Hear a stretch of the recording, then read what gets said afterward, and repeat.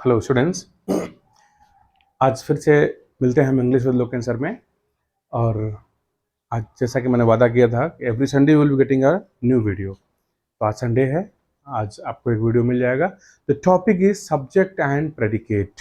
हिंदी बोलते हैं कर्ता एंड विधेय। खैर हिंदी में नहीं जाएंगे, but need to understand what is a subject and what's a predicate. This quite important thing. Clear? So our topic is subject and predicate. So first of all, we need to discuss about subject. A person, one who does the work, is called a doer, and the doer is called a subject. जो व्यक्ति किसी काम को करता है उसे हम बोलेंगे सब्जेक्ट, डूअर यानी काम को करने वाला, और जो व्यक्ति किसी काम को करता है वो हो जाएगा सब्जेक्ट। इतना सा है। Let's see the example. Example देखिए। He reads a novel. Who reads a novel? He means subject is he. पढ़ने का काम कौन कर रहा है? He कर रहा है, तो he हो गया subject. Next sentence is the children were playing in the park. Who were playing in the park? Children. Answer is the children. तो your subject हो जाएगा the children. अभी बात समझ में आ गई आपको कि सब्जेक्ट क्या है और प्रेडिकेट क्या है। यानी सब्जेक्ट क्लियर हो गया अभी कि जो भी काम को करे वो सब्जेक्ट होता है। जैसे अभी हमने एग्जांपल दे दिया, he reads a novel, my mother कुक्स delicious food for me. Subject क्या होगा? सिंपली क्वेश्चन करिए, हु कुक्स फूड? आंसर आएगा माय मदर, तो my mother will be subject. मेरा माय मदर जो वर्ड है वो सब्जेक्ट हो जाएगा। स्टूडेंट्स आर स्टडिंग, हमने बोल दिया स्टूडेंट्स आर स्टडिंग। अगर यहां पे बात करते हैं ऐसे हम simply students are studying, like ऐसे students are studying, ऐसा हमने बोल दिया। अब थोड़ा समझने वाली बात ये है, अब इसमें सब्जेक्ट क्या होगा? क्वेश्चन करिए, हु आर स्टडिंग? आंसर आएगा students, means this word will be the answer, this word will be the subject. Clear? जो काम को करे वही सब्जेक्ट है। हमें लगे कि ये व्यक्ति काम कर रहा है तो सब्जेक्ट हो जाएगा। जैसे हमने बोल दिया the dog was barking, the dog was barking, who was barking? The dog will be subject. ऐसे समझ में आया आपको?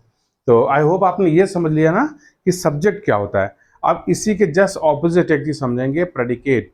ये इसी का जस्ट ऑपोजिट होता है। उसके लिए हमें बस एक चीज समझनी है, एग्जाम्पल विल रिमेन सेम। हम आपको डेफिनेशन रब करते हैं एंड लेट्स प्रोसीड। तो आपको ये ध्यान रखना है कि सब्जेक्ट वो वर्ड सब्जेक्ट होंगे जिनसे किसी काम ऐसा लगे कि ये व्यक्ति काम कर रहा है, वो सब्जेक्ट हो जाएगा। Now let's see the point is are predicate. Predicate predicate means excluding. Just see, excluding,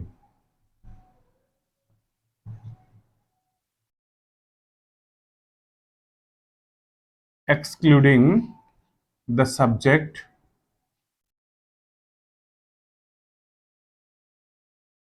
excluding the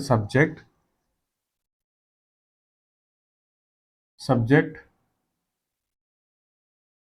every part of the sentence is a predicate, is a predicate means क्या हुआ? एक्सक्लूडिंग पे गौर करिए आप। एक word हमने बहुत की word दिया यहाँ पे, एक्सक्लूडिंग। एक्सक्लूडिंग माने होता है छोड़कर, अलावा, मीन एक्सेप्टिंग, एक्सेप्ट कर दो, छोड़ दो इसको, एक्सेप्शन मान लिया। यानी अगर हम किसी भी सेंटेंस में सब्जेक्ट वाले पार्ट को छोड़ दें तो जितना पोर्शन बच रहा है, each and everything is a predicate, वो सब का सब हमारा प्रेडिकेट होगा। तो ये चीज हमें ध्यान देनी है। अब अगर हम इस सेंटेंस की बात करते हैं, जैसे ये एग्जांपल दिया हमने, ही रीड्स अ नॉवेल, इसमें हमारा सब्जेक्ट क्या है? ही। अब बचा क्या हमारे पास? हमारे पास बच गया रीड्स अ नॉवेल, ये बच गया। तो ये क्या हो गया हमारा? प्रेडिकेट। यहां पे क्या बचा हमारे पास? यहाँ बचा हमारे पास we're playing in the park, तो we're playing in the park, everything will be a predicate. यहाँ पे आ जाइए, आर स्टडिंग, ये सब हो गया हमारा प्रेडिकेट। क्या हो गया? Predicate. Students are studying, students हो गया सब्जेक्ट, प्रेडिकेट ये हो गया हमारा प्रेडिकेट। अब एक बात तो समझ में आपको आई गई होगी, मैं आपने भी समझ लिया या मैंने भी इसको आप समझ रहे हैं कि जो चीज़ अलग लिखी गई है पहले है जो चीज़, वो हमारा सब्जेक्ट है, और सब्जेक्ट के अलावा जितना कुछ बच रहा है एवरीथिंग बिलोंग्स टू प्रेडिकेट, सबका सब कुछ पूरा पूरा प्रेडिकेट होता है। ये सारा प्रेडिकेट हो गया। यानी यहां से जितना भी ग्रीन सर्कल में आप देख रहे हैं, you see in the green circle, everything is predicate, whatever you can see in the red mark और this green mark is also underline, these are the subjects. तो अभी बात तो क्लियर हो गई। इसको पहचानना बहुत आसान काम, बहुत कोई कठिन काम नहीं कि बहुत भयंकर काम है कि आप पहचान नहीं सकते हैं। थोड़ा सा दिमाग लगाएंगे, everything you can understand, you can recognize here. Clear? तो आपने ये बात तो समझ ली कि जो सब्जेक्ट है अलग कर लिया, सब्जेक्ट के अलावा जो भी पार्ट हमारा बच गया सबका सब हमारा हो गया प्रेडिकेट। ठीक है, तो अभी आपने प्रेडिकेट और सब्जेक्ट पढ़ लिया। अब हम एक काम करेंगे, अभी थोड़ी प्रैक्टिस करेंगे, एक्सरसाइज प्रैक्टिस करेंगे, किसमें प्रेडिकेट है किसमें सब्जेक्ट है, ये चीज बहुत अच्छे से प्रैक्टिस करेंगे। ओके, अब यहाँ पे आप देखिए ना, अभी मैंने क्या बोला कि सारा मैंने पढ़ लिया, देख लिया, समझ लिया। अभी देखिए कुछ some examples I wrote at the white board, इनको आप गौर करिए, बहुत ध्यान से देखिए। Here circle the subject and underline the predicate, subject को अंडरलाइन करिए, सर्किल करना है और प्रेडिकेट को अंडरलाइन करना है। आप देखिए मेरे साथ, आप प्रैक्टिस कैसे कर पाएंगे। यहाँ पे देखिए, the crackling of geese saved Rome. अब सबसे इंपॉर्टेंट चीज होती है to understand the subject, subject को अंडरस्टैंड करना। क्वेश्चन करिए, the crackling of geese saved Rome, who saved Rome? Question is this, who saved Rome? Answer will be the crackling of geese. अगर आपसे कहें कि रोम को किसने सेव किया, आपका आंसर होगा द क्रैकलिंग ऑफ गीज। तो जो हमारा आंसर है उसको हमें क्या करना है? सर्किल, यानी सब्जेक्ट को सर्किल करिए, the crackling of geese, the crackling of geese, ये अंडरलाइन कर लिया। इस सेंटेंस में आ जाइए, the boy stood on the burning deck, who stood on the burning deck? Answer is the boy, यानी ये द बॉय क्या हो गया? Predicate. Nature is the best physician, who is the best physician? Answer will be nature. तो again circle the word nature. Then bad habits grow unconsciously. What grow unconsciously? Answer will be bad habits. ये bad habits. Then borrowed garments never fit well. Answer question will be what never fit well.